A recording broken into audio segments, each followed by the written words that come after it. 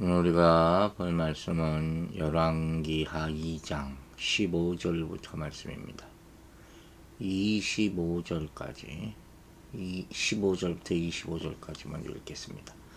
맞은편 여리고에 있는 선지자의 제자들이 그를 보며 말하기를 엘리야의 성령이 하시는 역사가 엘리사 위에 머물렀다 하고 그에게로 나아가 땅에 엎드려 그에게 경배하고 그에게 이르되 당신의 종들에게 용감한 사람 50명이 있으니 청하건대 그들이 가서 당신의 주인을 찾게 하소서. 염려하건대 여호와의 성령이 그를 들고 가다가 어느 산에나 어느 골짜기에 던지셨을까 하나이다 하니라. 엘리사가 이르되 보내지 말라 하라.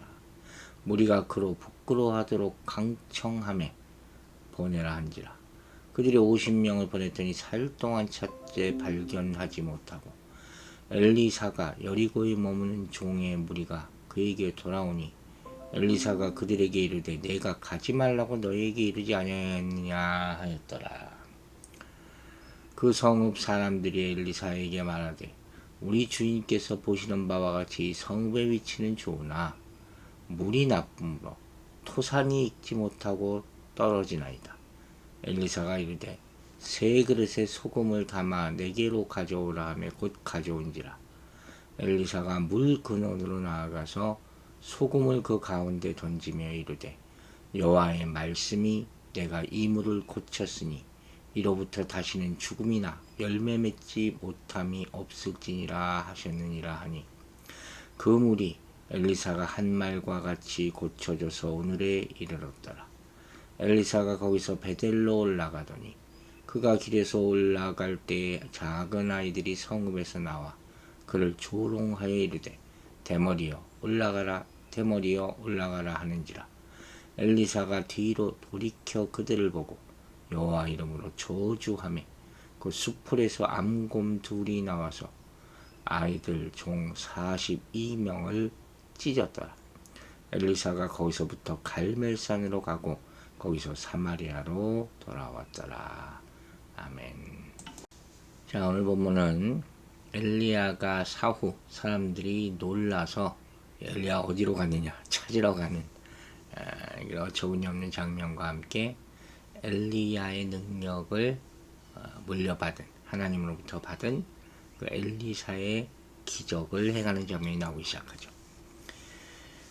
즉, 이 선지자의 제자들은 이 하나님이 바람으로 하늘로 승천시킨 엘리야 이 사건에 대해서 올바로 이해하기가 어려울 수밖에 없어요.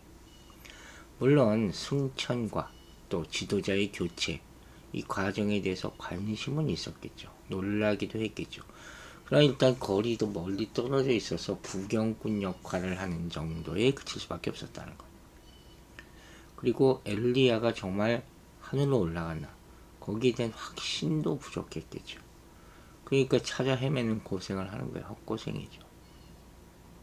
하지만 엘리사가 하나님의 능력을 행하면서 엘리야를 계승했다는 것을 나타내자 주저없이 엘리사 앞에 엎드려서 엘리사를 스스로 새로운 스승으로 인정하게 되는 그런 장면입니다.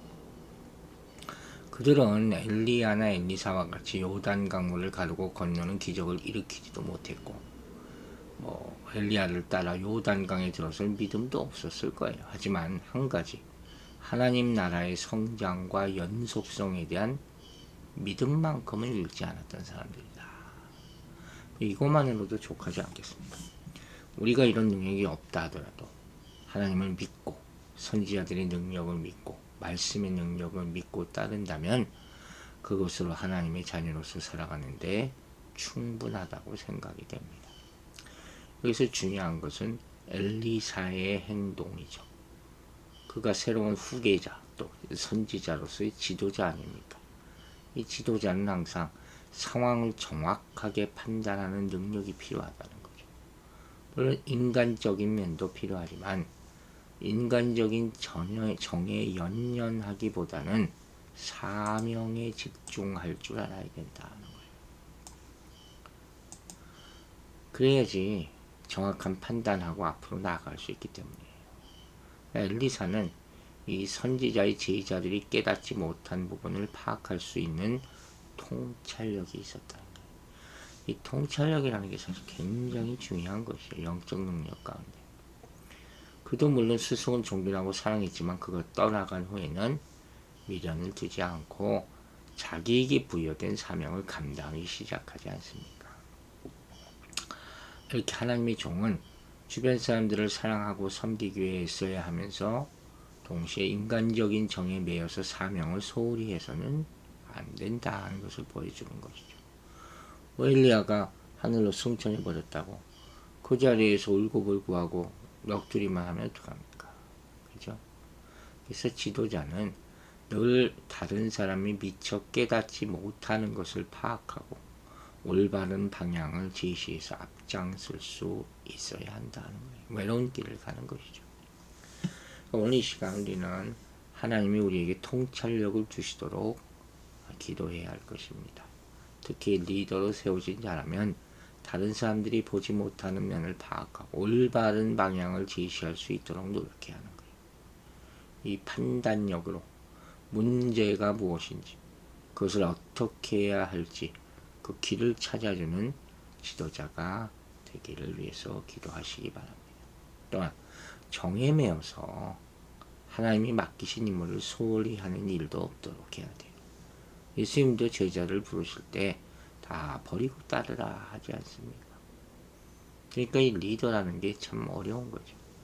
사람의 말에 귀를 기울이고 그들에게 사랑을 베풀어야 하는 건 당연하고, 하지만 아까 말했듯이 정 때문에 마음이 흔들려서 진리를 왜곡해서는 안 된다. 감정적이 돼서는 안 되고 이성적이 돼야 되는 것이죠. 또한 자신의 책임을 수행하는 일에 지체하지 말아야 한다 하는 그런 중요한 교훈을 주는 것이죠. 그리고 이제 19절부터 엘리사의 기적이 나타나기 시작하는 예를 들어서 보여주는 것이죠. 그 성읍 사람들이 엘리사에게 말하되 우리 주인께서 보시는 바와 같이 이 성읍의 위치는 좋으나 물이 나쁨으로 토산이 익지 못하고 떨어지나이다. 여기 나온 이 성읍이 어디인지를 정확하게 알 수 없어요. 하지만 이 이야기가 배열된 위치로 봐서 여리고인 것으로 짐작이 되죠. 근데 여기서 물이 나쁘다는 것은 물이 오염됐다는 말로 보입니다. 여리고의 물은 바위 틈에서 흘러나오는 지하수였을 텐데 아마도 오염되었을 가능성으로 보여지는 것이죠. 여기서 나오는 이 토산이 익지 못하고 떨어지나이다. 이런 말들이 어려운 거죠. 구약에서 우리가 해석하기 어려운 말들 중에 하나죠. 직역하면 그 땅은 생산하지 못한다. 익지 못한다는 말을 상기해보면 유추할 수 있죠. 생산을 못해요. 오염된 물로 인해서 농산물이 결실을 맺지 못한다 하는 뜻도 있고, 또 하나는 사람이 죽게 되거나 아이를 낙태한다는 것을 의미한다고도 합니다. 70인역에는 이 표현이 아이를 여의다, 잃다 이렇게 번역이 되었거든요. 또 21절에 죽음이나 열매 맺지 못함이라는 표현이 나타나고 있어요. 세번역 성경을 보면 이 땅에서는 사람들이 아이를 유산합니다 이렇게 번역했고, 21절 마지막 부분을 사람들이 물 때문에 죽거나 유산하는 일 이렇게 번역한 것을 볼 수가 있어요. 어쨌든 물이 나쁘면 당연히 몸에 해를 끼칠 수밖에 없는 거 아닙니까? 그러면 이제 엘리야가 이 일을 어떻게 처리하느냐를 보는 거예요. 20절과 21절 보세요. 엘리야가 이르되 새 그릇에 소금을 담아 내게로 가져오라 하매 곧 가져오니라. 엘리사가 물 근원으로 나아가서 소금을 그 가운데 던지며 이르되 여호와의 말씀이 내가 이 물을 고쳤으니 이로부터 다시는 죽음이나 열매 맺지 못함이 없을지니라 하셨느니라 하니. 자, 이 엘리사와 그의 제자들은 오염된 물 때문에 고통당하는 여리고 사람들을 외면하지 않았어요. 지나가던 발걸음을 멈추고 하나님의 말씀으로 죽음의 물을 생명의 물로 변화시켰다. 기적이 일어난 거죠. 그 엘리사가 지금 여호와의 말씀을 선포하면서 물 근원에 소금을 던져서 오염된 물을 정화한 것이죠. 놀라운 일 아닙니까? 그래서 소금이라는 게 물론 중요한 매개체겠죠. 소금이 뭡니까? 음식의 맛을 내는 것. 또 소제를 드릴 때 제사죠. 소제물에 사용되기도 하고 또 이 사사기 9장 보면 저주할 때도 사용됐어요. 그리고 우리는 또 빛과 소금 정화시키는 깨끗게 하는 그런 역할도 한다는 것을 알고 있죠. 여기서는 수질 오염을 해결하는 도구로 사용된 거예요. 이 중요한 것은 여기서 엘리사가 이 소금을 던지면서 행한 의식에서 누가 더 고쳤다고 얘기합니까? 내가 고쳤다. 하나님이 고쳤다 하는 말이죠. 그 말씀이에요, 말씀. 즉 이 기적에 있어서 엘리사와 소금은 도구일 뿐이다. 기적을 일으키신 분은 여호와 하나님이심을 우리는 잊지 말아야 할 것입니다. 그래서 22절에 그 물이 엘리사가 한 말과 같이 고쳐져서 오늘에 이르렀더라 라고 말하고 있는 거예요. 그러니까 이 이야기가 후대에 저술되었다는 사실을 볼 수가 있죠. 설명하고 있는 것이죠. 그래서 엘리야가 정한 이 여리고의 물은 후대까지 이어져서 많은 사람들이 마실 수 있는 물이 된 것이죠. 오늘 본문을 통해서 우리가 깨닫는 사실이 중요하죠. 바로 우리가 우리 사명을 충실히 감당하기 위해서 하나님을 의지하면 하나님이 우리에게 능력을 부어주신다는 거예요. 엘리사는 이 여리고의 문제를 듣고 나서 어떻게 합니까? 그것을 말씀으로 해결하려고 하잖아요. 이때 그에게서 하나님의 능력이 나타났다. 즉 지도자가 해야 될 일은 충성스럽게 충직하게 진실되게 사명을 감당하는 것이다. 그냥 글자 그대로 하면 되는 거예요. 뭘 꾀부리고 생각하고 우직해야 되는 거예요. 단순해야 되는 거예요. 또한 사명을 감당하면서 문제를 만나게 될 수 있을 때 그때 어떻게 해야 돼요? 하나님만을 전심으로 의지하라 하는 거예요. 그러면 하나님이 그때 우리에게 능력을 풍성하게 베풀어 주실 것을 믿으시기 바랍니다. 이렇게 우리가 기쁨과 충성으로 사명을 감당하며 하나님의 능력을 나타낼 때 사람들은 우리를 하나님의 일꾼으로 인정하게 될 것이다 하는 말이죠. 여러분, 하나님이 각자에게 주신 사명을 기억하고 자신의 주변에 어떤 문제가 있는지 주변 사람들이 어떤 고통을 당하고 있는지 살펴보세요. 여리고의 문제에 귀 기울이던 엘리사처럼 그리고 발을 멈추고 고쳐준 것처럼 우리 또한 다른 사람의 아픔에 관심을 가져야 할 것이에요. 그들과 함께하고 그들의 문제를 해결하려고 애쓰는 사람이 되시기 바랍니다. 또 우리의 힘과 지혜로만 그것을 해결하려고 하지 말고 하나님을 전심으로 신뢰하면서 그분의 능력이 나타나기를 기도하시기 바랍니다.